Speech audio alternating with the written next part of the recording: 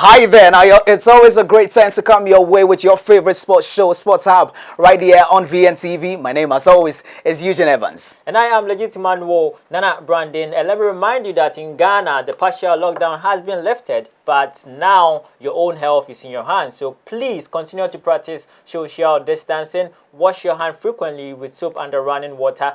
Make sure to use alcohol-based sanitizer as frequently as possible, and please adhere to all the guidelines by the government and also the Ministry of Health, because when you are safe, we are all safe.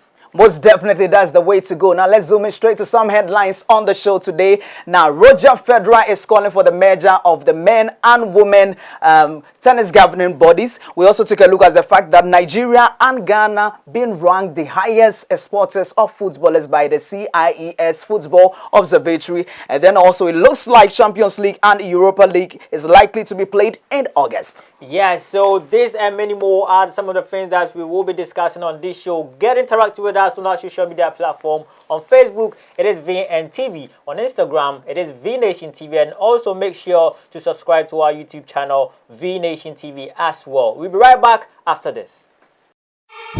Enjoy a wide variety of quality content on VNTV. Only on VNTV. Watch talk shows like The Opinion for political and social discussion. Sports Hub for all your sports news. I want to know what's trending? Oops, we got you with social media trends. Download VNTV app from Google Play Store. And enjoy all of our awesome programs. Local and foreign movies whenever, wherever. VNTV, powerhouse of entertainment.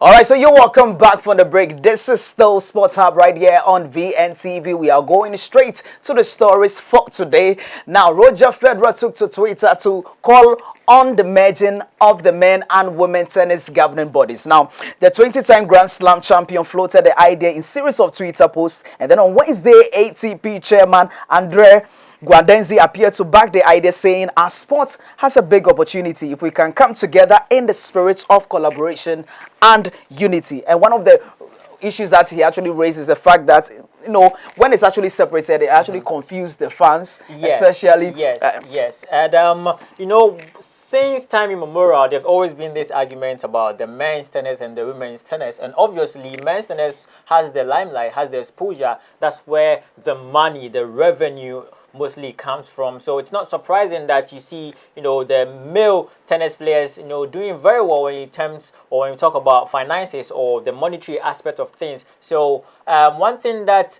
also Billie Jean, that is a USA tennis legend, also said, and he was also the pioneers of the Women Tennis Association. Also, what he stated very emphatically that it seems that mostly the women's tennis, you know, had been the plan B to the men's tennis. So this, to him, is something that should have been in place for a very long time ago, but thankfully, or fortunately, now the current pandemic, that's the COVID-19, is actually, you know, trying to make things more difficult for both governing bodies or organizations. So it's wiser, or it's more appropriate for them, and it will benefit both governing bodies if they should come together and make sure that they organize tournaments. And he also was very quick to state the fact that he's not talking about them having same, you know, events or same tournament or same tours. No, but the governing bodies should come together and you know, come together, because aside this, in terms of cost too, because now when we have women like the WTA and we have the ATP, you have different brandings. Because the tennis balls will be different, the nets will be different, the logo is different, the ranking system even and all that. Websites and all of that are all different, and it involves cost. So to cut down on cost, especially in this, you know, current situation of the global pandemic, it is wise. I think it makes a lot of sense. And he actually had several people backing him. You know, he had the reigning Wimbledon champion, that's Simona Halep, also the two-time Wimbledon champion Petra Kvitova, and also Argentine Diego Schwartzman, and also two-time Grand Slam champion Gabin Muguruza, and among some other high names such as Rafael Nadal, that is the Spanish 19-time Grand Slam. So it seems so many people are backing him, and hopefully now they also have the backing of the ATP chairman. So I think it's likely to happen.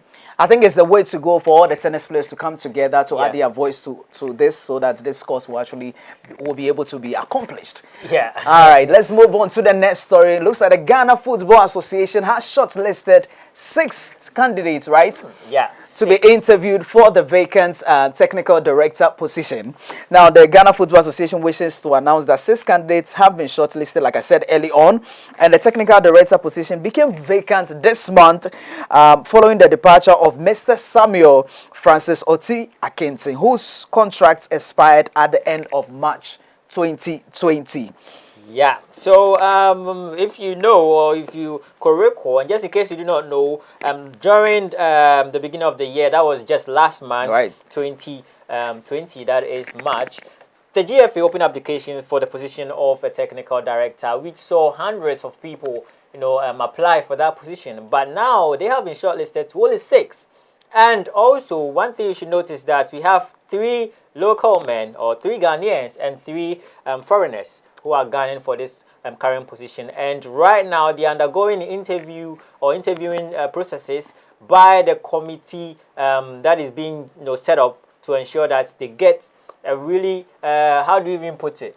Someone who is very eligible, right, and who knows the technical know-how and also all the requisite resources and knowledge about this particular technical duty or position, because it is very high position that it requires a lot. Anybody can just jump on it because and they have a lot of responsibilities. And talking about responsibilities, they will be responsible for the technical development and process of the GFA. That is just one. Its responsibilities, I beg your pardon, also includes planning and executing a long-term view of how to continually raise standards and innovations both on and off the pitch, and to ensure that the part from development teams, that is the junior national team, the starlets, the satellites, all of those junior teams, to the Ghana men's senior team, that is the Black Stars, and the women's national team, the Black Queens, are always integrated.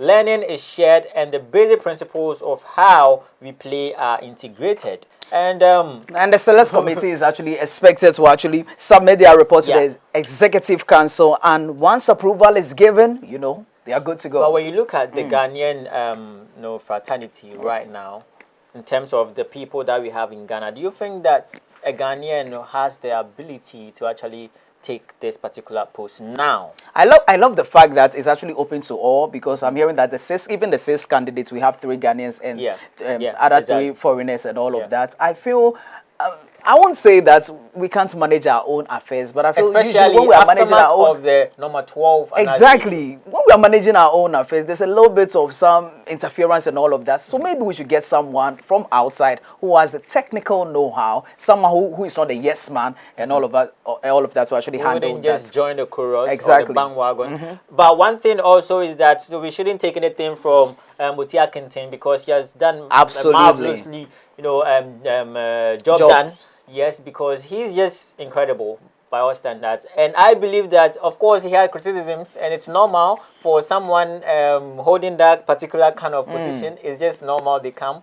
But I believe that he did his maximum best, and we look forward to having someone who will even do better than what he did to raise the football of the nation. I hope the screening will actually be a whom you know kind of thing. I just hope it's going to be transparent. So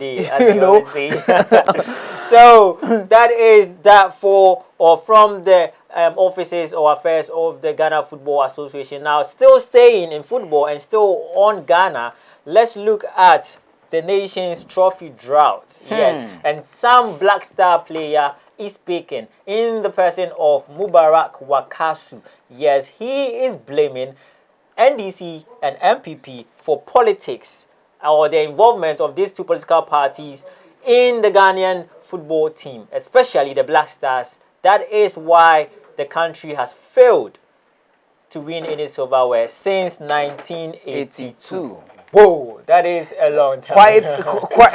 Quite a revealing statement also from Wakaso there. Yeah. And I mean, you can't really blame him, as a matter of fact, because he has been there. I yes. mean, he is a few players who has spent quite a, a substantial amount of years in the Black Stars team. Right. Because he's heading to its 10th year. That is, he has played in the Black Stars for 9 years already. So if he is coming out to say this, I mean, he knows what he's talking about because he's done it, he's been there, he's in it at the moment. You know, funny enough, so we that he are knows outside, we what's going actually on. know exactly what's actually happening because anytime we say, but the players weren't back then bold enough to actually come out to actually say it and all of that. And I feel that's the way to go because the NPP and NDC, the biggest political parties in Ghana, are not doing, they are not really helping this whole associate, like the Ghana Football Association, of course, the team Black Stars as a whole, because when this party is in power, the one in opposition is not wishing the other person well and all of that. You know, this dated back to 2006 when the country, you know, qualified for its first World Cup, and political party were just rejoicing. Even how do I even it was part of the achievement. It was just part of they added to the achievement. Manifestos and everything. Like, no, this is for the nation. I totally agree with Wakaso, man. Players who toiled, who suffered, who gave out everything to make sure that the country, you know, qualified for the World Cup. And it was not because of the fact that they are representing party A or party B. Absolutely. Exactly. And we saw it too in the 2010 World Cup and 2014 World Cup as well. And it goes a long way to actually reflect on the pitch, on the pitch. It affects them on the pitch. Exactly. The interference and all that. I just like the way he went about all this because he actually made all these statements in an interview with one of the local stations, and this is how he went about it. He stated that I will speak the truth today, and do you know our problem about the game? And the presenter was like, no. And they said, well then, this is it. Let me spill it. Maybe we know, but we don't want to say, which is very true. That's true. But I think politics ruins the Black Stars at times. When NDC in power, MPP doesn't want us to win and vice versa. And he just spell it out right there, just like that, just as it is. So if other players are perhaps, you know, either shy or afraid to spell it out, Buhari Wakaso is not perturbed by anything. He just spell it out. And that is the truth. Most definitely. You'll be a hypocrite to say this is not what. And that's why I like the Montaris and the, you know, Kelvin Prince and they are the people that they won't shut it, you know. Most of the times they are painted black. Exactly. You know, when you are out there, you don't really know exactly everything that is actually happening in there. So as fans, we are just out there and then blaming them that they are rather the problem, the issue and all of that. But they actually know the issue, what's happening in the camp and all of that. And you can make mention of what happened in the Black Stars camp when they were at the World Cup in Brazil 2014, when all these issues came about, Montari, you know, harassing and abusing, you know, football directors and the technical teams, members of the technical teams. I mean, some of these things, I feel they are not really necessary. We should just look at where the issues are and tackle them accordingly. We can't be pretending as a nation that nothing is wrong with our football. Because it is really that is what we were doing until Anas released the number 12 video. And now and then everyone saw the fact that we should accept that there's we have an issue issues there. Because when we fail to accept that we have issues, then we fail to develop, you know, measures or you know, things to try and correct them. So that's one thing I believe that the nation should do. So big ups to Buhari Wakaso for letting us know. And I hope all of you also speak up. All the players in there, let's speak up and let's, you know, Ghana Black Stars. Charlie, I miss those days where we support the Ghana Black Stars with so much pride and all of that. Now it looks like I remember 2016. I saw you when Ghana scored the second goal against Czech Republic. We were running with your supporter all over the street. And I don't mind doing it right now on set if I hear Ghana. Well, I won't do it now because there are issues now. Anyway, let's move on to some good news. Well, Ghana and Nigeria has been ranked the highest exporters of footballers by the CIES Football Observatory. Some good news right there. Yeah, it is a very good news. So now the International Center for Sports Studies Football Observatory, their April issue, which is number 292, I should say. It's a weekly post that they make, and according to the reports, today's or this week's episode, they actually published the number of players that play from their home country abroad in all countries in the world. So they did the world and they broke down to Europe, to America, and Asia and Africa. And when you look at Africa, it says that the International Center for Sports Studies Football Observatory, and in its report shows that Nigeria is actually ranked first because they are able to export, or they have export 399 players. Wow, that is a lot.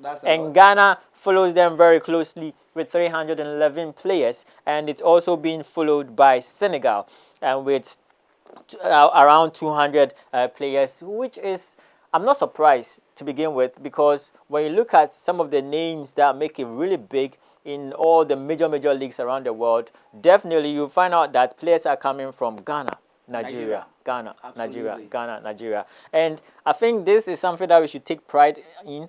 In fact, both countries should be very proud of this, because they are, doing everything, and also the fact that they have the talent. And now, what it also means is that because they have the talent, they should devise ways and means to help, prep these youngsters, these young talents, to enable them reach the international level, to start, bringing money for the countries, because it will boost the economy when all the foreign exchange, or the money, the salaries they get abroad is being pumped back in the form of, I'm sending my wife money, I'm sending my family money. Yes, you understand? I believe so. It pumps in the country's economy, which is something very good. I think the sports ministry shouldn't just focus on the, the national team and all of that. Let's go to the ground, let's go scout for raw talents and all of that. Because at the end of the day, when you catch, like they say, catch them young. Once you catch them young, they will get to the top and make some name for us. I also believe that some people are actually doing well, because even in Ghana, we had several shows, sports shows, reality shows that seem to, help develop this young talent. What happened in Ghana, the MTN Sports Academy, yes, and also there was this 4-a-side thing that they were doing just to promote players. It's recommendable, but please, let's go beyond that, because now we have international teams coming down here to set up academies to help, nurture talent. Absolutely. For instance, the team that is terrorizing major clubs in the Ghanaian Premier League, for instance, Wafa, is just an academy. But look at the extraordinary things that they are doing. So I believe that in spite of all the challenges, and talking about challenges, we know that in Ghana, before your player or your child could get into any team, especially in the national teams, it's a long shot of crazy and brutal agony and pain, and sometimes people lose hope and they just give up their football careers. Because at the end of the day, it's about whom you know, and then I mean, if you know someone, you get through, and the person who actually has the talent, has got what it takes, is actually start somewhere, because I can see young people really trying out there. I mean, when you go out there and you are watching people playing football and all of that, you could see how they actually, you could tell that this guy is so good on the pitch, but the fact that no one is seeing what he's actually doing to actually, or they are seeing, but they are looking for something from this particular individual to enable him to push them. And this is not happening only in Ghana or Nigeria. In fact, on all the countries in Africa, this is happening. And it brings me back to the story of MBAPPE. Right. Where his native country, someone demanded money from his father, and because the father couldn't pay, and France was willing to, accept him in the junior teams, he left. And now look at MBAPPE. Exactly. This is something that we should take pride in to begin with, and to be very proud of ourselves as a countries, Nigeria and Ghana, to be very precise, and also work to make sure that, look, we have the talent. So now let's nurture them, because in everything, as I said, we reap the benefits, directly and indirectly. Both economically, and the pride, the fact that you have one of your own actually playing out there. Like how Nigerians are making all this, noise about Ingalo in Manchester United, this is something that we should be proud of. And as Thomas Partey is also making Ghana proud in Atletico Madrid, I mean, this is what we're looking for. This is what we're looking for. Let's move on to our next story. Well, Kelvin Prince Boateng. Yeah, Kevin. the prodigal son. That's what people call him. Around, he's telling us Ghanaians, he said, I know you're mad at me, but then again, I'm telling you guys that I'm making a choice. He's saying that choosing Ghana over Germany was a great decision. And he said this in a Puma interview with Arsenal legend Thierry Henry. Now, what he is saying that, and I love what he actually said. He said during that, as a mixed race, you're actually trying to develop yourself when you are growing up. So you don't even know where you belong to, as to whether because he is actually half Ghanaian, Half German, yeah. Exactly. So he doesn't really know where exactly he belongs to. But as time goes and was like, I feel this is where I belong. This is where I'll be accepted. So why not choose Ghana over Germany? What he said, if you try to really analyze it very well, it's almost sounding as though he used Ghana as a second, you know, that's a good point. As a plan B something, because he also went ahead to say that, look, he knew that he was good and could play in any team, but he didn't feel that Germany, he could easily break into the first team. Not because he didn't know how to play well, because of his character. That is what he stated. So does that mean that in Ghana he can actually have his way? Because we will tolerate it. Wow, I feel insulted now. No. I mean, this is according to the interview. He stated that because in Germany he felt he couldn't break into the first team because of his character, and he likes to prove himself in his own words, and sometimes he goes against what coaches are trying to let him do. And even though he believes that coaches are always right, but sometimes he wants to prove himself to people, and including the coaches. So he always had this small issues here and there with coaching staff, technical team. When he started playing for Germany during the juvenile levels, but he couldn't, or before the 2010 World Cup. That was when he decided to play for the senior national team, the Black Stars of Ghana. You could tell this one gentleman who always want to have his way. I mean, the technical people are like, do it this way. Exactly. But you are a player. Here in Ghana, they rather tolerate it, and then you choose Ghana over Germany. Yeah. I'm excited about that, but the fact that, it shows that Ghana, we really have some issues. But there. he actually is one player whom Germany at a point really hated him, because he was the guy who injured Michael Ballack and made him miss the 2010 World Cup. And if Michael Ballack makes the World Cup, he is the reason why, because in an EPL match, it wasn't intentional, but he was the cause why Michael Ballack went to injury and couldn't play in that particular World Cup. And he has played from Portsmouth. He went to AC Milan, went to Frankfurt. He has played quite a number of teams, and at a point he even went to Barcelona, and now he's playing for Besiktas in somewhere abroad. And Charlie, he's doing well for himself. So far, he feels this is the best decision because he's played 2 World Cups. I feel 2014 2 World Cups. and then, right. So and in general or in total, he has played 15 games for the senior national team, the Black Stars. He also does music. Ready to actually go. Oh, really? He does. He's a mad rapper. Well, this is where we'll break and take some water. So let's take a quick breather. When we come back, it is still Sports Hub, and you're watching VNation TV. Enjoy a wide variety of quality content on VNTV. Only on VNTV. Watch talk shows like The Opinion for political and social discussion. Sports Hub for all your sports news. I want to know what's trending? Oops, we got you with social media trends. Download VNTV app from Google Play Store. And enjoy all of our awesome programs, local and foreign movies whenever, wherever.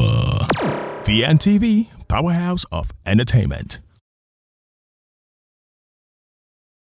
Hello there, welcome back. Yes, you're still watching Sports Hub right here on VNation TV, and it's still Legitimate War and Eugene Evans giving you all the latest updates in your world of sports. Now, moving on, Newcastle takeover. This story has been trending, and yes, it seems that it caught the attention of some organizations and agencies, of which BeIN Sports and Amnesty International are one of them. And they are warning the Premier League to thoroughly investigate and interrogate the deals that is going on, to see a Saudi-backed consortium to take 80% of stake or share 80%. from Newcastle, worth 300 million pounds. That is money, money, money. So he's actually saying this because he believes that that is the chief executive of the Qatar-based TV giant BeIN Sports, Yusuf Al-Albaidi, has written to actually the chairs of top-flight clubs about the deal, which could see the Magpies bought by, as I said earlier, the Saudi-backed consortium. In the letter, Yusuf accuses the Saudi Arabia government of facilitating or the facilitation of the near 3-year theft. You know, that is a whooping money, because when you think about how BeIN Sports in their sponsorship deal or partnership deal with Premier League to show the league in Qatar, and in fact in all the Arab belt, for a reported £400 million, and it is for 3 years, and they're in the middle of that deal, and you could see if another broadcaster has been stealing this, footages or rights, to actually show it, and that means it's almost illegally. like the same amount that BeIN Sports paid for the partnership. I think the Premier League really have to really get into the bottom of this, because Exactly. like I said early on, it's one of their biggest broadcast partners. They are going to lose. And if BeIN Sports should back out, which they actually threatened, especially when Serie A wanted to move, Serie A played in Italy, they wanted to move some of the Serie A matches to Saudi Arabia, they strongly protested, and they said if Serie A should go ahead with it, they will back out from the deal. And that caused them to actually, resign from their initial thoughts of moving some of the Premier League and the Serie A games to Saudi Arabia. Because apparently now there's this diplomatic friction between Doha and Saudi Arabia. Doha, that is the capital of Qatar, and Saudi Arabia, and mostly because of the Crown Prince of Saudi Arabia. There's always been controversy surrounding that particular man. And of course, Saudi Arabia has, refuted the claim that they are facilitating the showing of the Premier League by a particular satellite television channel, that is BOATENG. That is, it's in Arabia, so if you don't understand, I also don't understand as well. So it's BOATENG. That is the name of that particular service provider. And it also stated that they tried to shut it down, but they were unsuccessful. So they believe. Well, I don't expect them to even admit anyways. If you of course, of course. And they believe that this is some of the revenues that they stole. And now they are coming to use this revenue to facilitate the purchase of Newcastle United. And it's a very genuine concern, because now they are being a part. And with every sponsorship deal, in terms of viewership, the clubs also benefit. So if truly the Saudi Arabia government is actually backing a service provider to show these matches free of charge, which is also theft, then it means that the Premier League is using a chunk of money. It will really affect them greatly. Because they have been going on for over 3 years. That is a lot. I mean, because the amount people pay just for 2 years, it is a lot.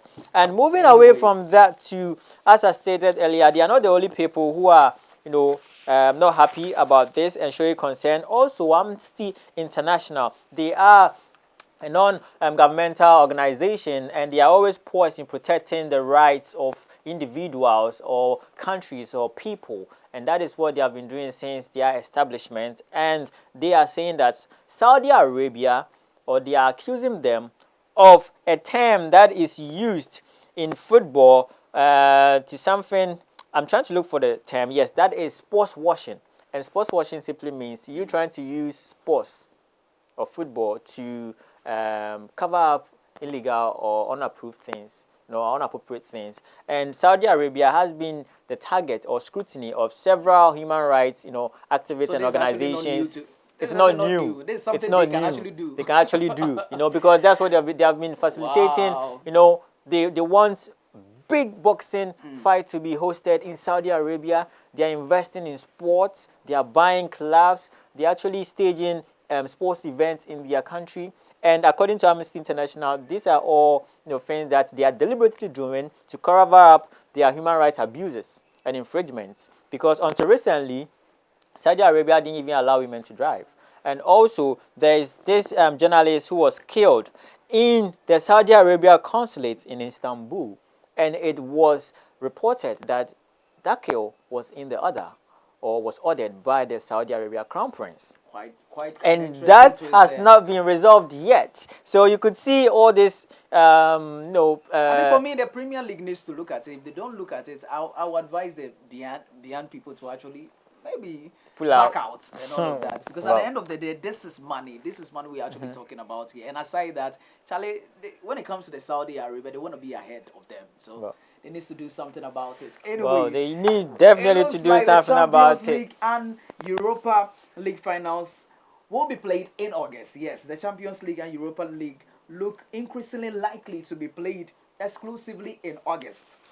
After more talks about the remainder of the 2019-2020 season on Wednesday. The UEFA told the 55 associations on Tuesday there was still the possibility of the competitions being played throughout June, July, and August. Yes, so we understand that the latest discussions, revolved almost exclusively around a plan to complete the domestic leagues by 31st of July, and with European competition following up, after that. So hopefully, all tournament, and as I said, this is not something definite, Yeah. because we don't know that yet. This is something they are projecting, and if everything should go well amid this pandemic, then this is how they intend to make things or go about things. And also, they stated that UEFA hopes the situation will become clearer in the next fortnight, but completing the season in this way will cause the least disruption to its qualification competition for the 2020 and 2021 season, because they know people who will fare in the previous leagues or the various leagues in the countries and in the Champions League, to let them determine who qualifies to be in next season's Premier Champions League. So I think they're trying to make the whole process less cumbersome and less distractive, because now if they should just totally abort, they wouldn't know teams that will make it, and how will even determine teams that will make it to the next Champions League, or Europa League. So this is something that they're trying to prevent, and it's difficult for them. So, Charlie, hopefully they will find a way soon. Hopefully they will find a way soon. Now let's move on. Lastly, to some, transfer rumors, right? Transfer rumors. Neymar is in there, Cavani is in there, MBAPPE, James, and Ghana's very own PARTEY is also in there. So let's start off with the Brazilian. The Brazilian striker Neymar will have to take a pay cut of around £26 million if he wants to move to Barcelona from Paris Saint-Germain in France this summer. And this is coming from Mundo Deportivo in Spain. And also, Paris Saint-Germain have made tying down France striker Kylian Mbappe, who is just 21, but yet a very fantabulous player, to a new contract, their number one priority this particular summer, despite suffering a drop in income because of the corona pandemic. And this is coming from ESPN. Now, moving away from that to Inter Milan owner, that is David Beckham, has spoken to Real Madrid about the possibility of signing Colombian forward, that is James Rodriguez, who is 28 years of age. And this is coming from Go. And also, Newcastle's prospective new owners, yes, we just spoke about them. They are looking forward to signing Paris Saint-Germain's Uruguayan striker Edison Cavani, who is 33 years of age, a prime transfer target, and also hope to appoint that is Allegri or Pochettino as manager. And of course, Arsenal have open talks with Atletico Madrid over a deal to sign, of course, Ghana's very own Thomas Partey, who is 26, according to the midfielder's father. Yeah, that's just about it, right? Yeah, sadly, we have to wrap up today's show in this particular way. So thank you so much for joining us. But let me remind you that we want to hear from you. Get interact with us on our social media platforms. On Facebook, it is VNTV, I should say. On Instagram, it is VNation TV. And also subscribe to our YouTube channel, VNation TV, as well. Comment, tell us your suggestions, your opinions, your recommendations, and if you have business to link up, we love to do business. That's what's up. My name is Eugene Evans. Anyway, same time next week we'll be here to bring you more of sports issues, both locally and internationally. And I was doing this with Legit and Legitimate Nana Branding. Thank you so much, and see you next time.